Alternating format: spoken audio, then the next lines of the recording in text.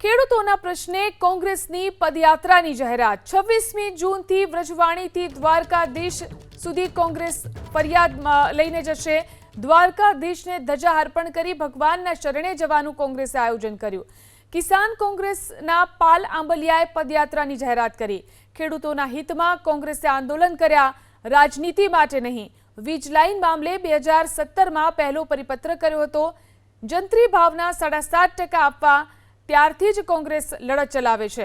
અમારી લડતના પગલે 25% ભાવ આપવા સરકાર તૈયાર થઈ તેવી વાત આંબલિયાએ કરી।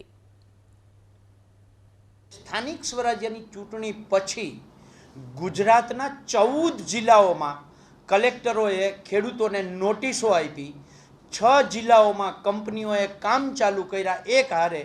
ત્યારે ગુજરાતના ખેડૂતોની વચ્ચે જઈને કહ્યું ચલો ગાંધીનગર, જેમ ચલો દિલ્હીનો નારો 3 કૃષિ કાયદા વચ્ચે આપ્યો હતો, એવી જ રીતે ચલો ગાંધીનગરનો નારો આપ્યો। તમે કહ્યું હતું કે જ્યાં રોકે ત્યાં અમે રોકાઈ જઈશું।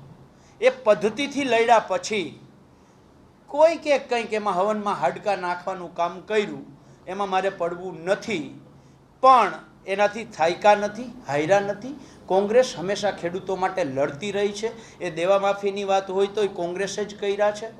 એટલે આ વીજ લાઇનોના પ્રશ્ને સખત અને સતત જ્યાં સુધી રાજ્ય સરકાર 2013 જમીન સંપાદનના કાયદા મુજબ માર્કેટ ભાવના 4 ગણું એ વાણિજ્ય જંત્રી મુજબ આપવાનું પોલિસી ન બનાવે ત્યાં સુધી લડવું છે। અમે ત્યારેય ઓપ્શન આપ્યા હતા સરકારને, અત્યારે આપીએ છીએ કે માર્કેટ ભાવના 4 ગણું વાણિજ્ય જંત્રી મુજબ, અથવા માસિક ભાડું એક પોલ દીઠ 50,000, અથવા તો વન ટાઈમ સેટલમેન્ટ 2 કરોડ રૂપિયા ખેડૂતને આપવામાં આવે।